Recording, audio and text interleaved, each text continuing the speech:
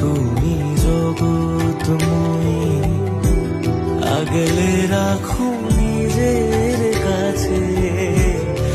এই দুনিয়ায় তুমি ছাড়া কে আছে